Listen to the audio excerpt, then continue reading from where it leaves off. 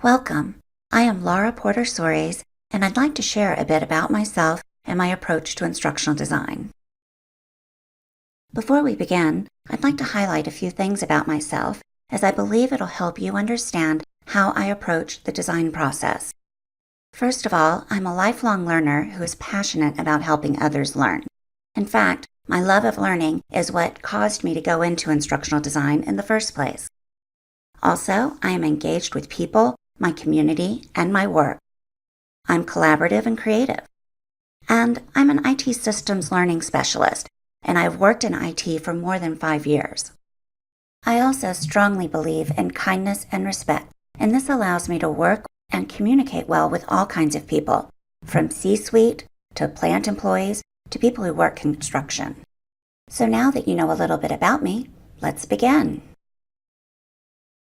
Learning and instructional design models greatly impact my approach to the design process.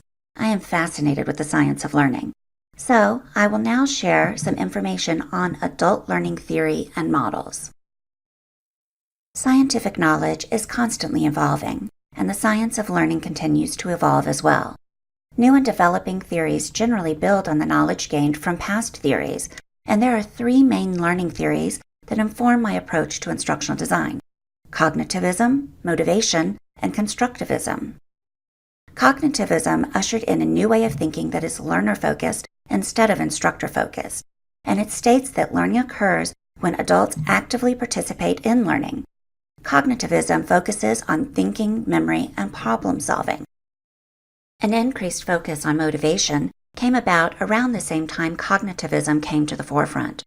Researchers wanted to know why some people strive for excellence whereas others simply don't.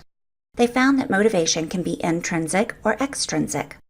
Extrinsic motivation is a means to an end, while intrinsic motivation is an end in and of itself. Finally, constructivism is not a single theory, but rather a set of assumptions that is the culmination of decades of building on other learning theories. Constructivism posits that learners construct new ideas and concepts based on their current and past knowledge, which allows them to go beyond the information presented at any one time. Constructivism emphasizes reflection, problem-solving, collaboration, critical thinking, self-direction, and learning as an active process. All 3 of these theories provide a framework to be used in conjunction with instructional design models, and all 3 influence my approach to design. There are some very important principles based on the science of learning that I adhere to. You can see their names on the screen. The principles include the multimedia principle, in which you use words and graphics together instead of words alone, the contiguity principle, which states you should align words and graphics, the modality principle, in which words are used as speech instead of text, the redundancy principle, which posits you should explain visuals with words in audio or text, but not both. Next is the coherent principle, which finds extra material can distract from learning. Then there's personalization and embodiment, which advise you to use a conversational, polite style and voice. And finally, there's the segmenting and pre-training principles, in which you manage complexity and cognitive load. There are a number of instructional design models that are based on the science of learning. Some of the more popular ones are up on the screen. Note that this is just a handful of the 50-plus models out there today. And as expected, some models are more comprehensive and seem to work better than others. Many, if not most, instructional designers use a model called ADDIE, an acronym for its 5 phases for building learning solutions: analysis, design, development, implementation, and evaluation. ADDIE works best with static or one-and-done content. And while it's a simple, straightforward model, it has some major shortcomings. First, ADDIE is linear and not iterative, so it's easy to miss some important needs. Second, it assumes that you know all of your requirements up front, which is rarely the case. Third, it doesn't allow for much creativity. And finally, it fails to identify behavior that needs to change. Due to these shortcomings, I prefer to use a more comprehensive model. The Dick and Carey model is the model that I use most, and it's probably the most detailed instructional design model out there. It allows you to tailor content so that you only focus on what is needed, which is important because peripheral information distracts from and therefore interferes with what actually needs to be learned. As you can see, the Dick and Carry model has 10 phases compared to ID's 5, and it is also designed to be iterative, flexible, and easy to revise. Of course, there's no perfect model, and rarely does a designer have the time and budget to fully implement this model. However, it's still a great way to make sure that you've covered the needs of the business and learners alike. Before we move on, I want to talk about rapid prototyping, because rapid prototyping is a hot topic. Some people view it as a standalone model, but others, like me, use it in conjunction with another model, in my case, the Dick and Carry. Rapid prototyping, as it applies to instructional design, is to develop learning experiences in a continual design evaluation cycle throughout the life of the project. This approach is iterative, which means there is continuous improvement to the learning solution. Rapid prototyping allows you to quickly design a low-investment prototype, get subject matter expert and stakeholder approval and/or suggestions for improvement, and then continuously improve the learning solution with more complex prototypes as you move closer to your final design. Regardless of which instructional design model you use, there are some clear characteristics that all successful learning solutions share. First, successful learning has clear goals and objectives. If you don't know the goals and objectives, you will not design a solution that addresses what the learners are missing. Second, instructors need to give learners clearly defined objectives and expectations. Next, you need accurate audience research. You have to meet your learners where they are. A successful instructional designer will design differently for different groups of learners, meaning she'll design for executives differently than people out on job sites. You also must have an effective learning assessment strategy. If you don't know how to measure success, how will you know you've succeeded? Finally, you need open and honest communication between your subject matter experts, stakeholders, and the designer. Now that you know a bit about learning theory and models, we'll move on to my specific approach to instructional design. First of all, working with subject matter experts, or SMEs, is very important to my design process. When working with a SME, both sides must truly listen, communicate, and collaborate to ensure that the learning solution is accurate and comprehensive. So, collaboration and communication are key when working with a SME. There's also a symbiotic relationship between SMEs and designers. SMEs are the system or process experts, whatever the learning needs to address, while designers are the adult learning experts. Trusting each person's expertise not only creates a positive working relationship, but it also ensures learner and business needs are met. Also, designers must check in with SMEs at key points of the assessment, development, and evaluation processes. For example, designers should give SMEs the instructional goals, learning objectives, and audience characteristics. Finally, SMEs should honestly comment on the accuracy of the content and whether it encompasses everything the learners need to know. I want to take a moment to tell you about an experience I had while working with a SME at Keurig Dr. Pepper. I took over a project on PlanView, a project and resource management system, from another designer on my team. The other designer was really struggling with the SME, who had a very narrow idea of how to train the learners on the system. She was resistant to taking the advice of my teammate. When I took over the project, I met with the SME and took time to truly listen to her concerns, thoughts, and ideas. She had not had a good experience with my teammate, so at first she was hesitant to take my recommendations. Once I explained the reasons for my recommendations, or the method to my madness, she understood that I was trying to develop a learning solution based on the science of learning. I wanted to make sure the learners actually learned the content, meaning they understood the system and retained the knowledge of how to properly use it. She and I ended up with an excellent relationship and went on to develop a training solution that was proven to be both successful and effective, all because we listened to, explained, and respected each other. As you can see, good communication was key. Correctly identifying instructional goals is critical to the success of the training, and it is the first step in the design process. Simply put, To develop your instructional goals, you identify the problem, determine the cause, and develop an array of solutions. To do this, you use front-end analysis, which you can see up on the screen. Note that training is not always the answer.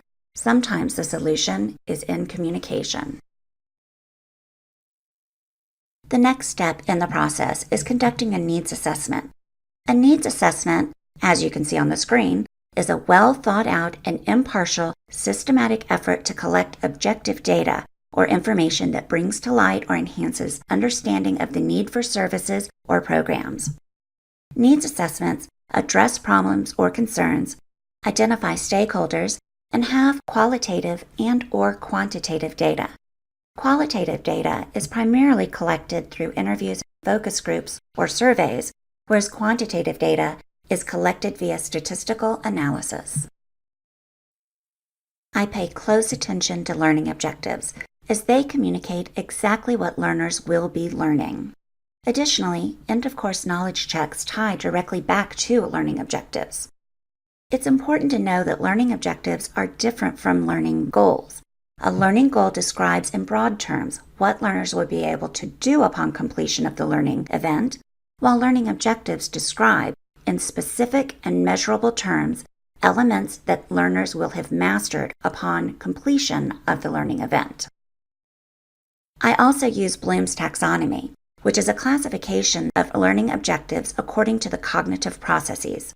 From lowest to highest, these are knowledge, comprehension, application, analysis, synthesis, and evaluation. For knowledge, learners must be able to recall or remember the information. Comprehension is when learners are able to understand the information.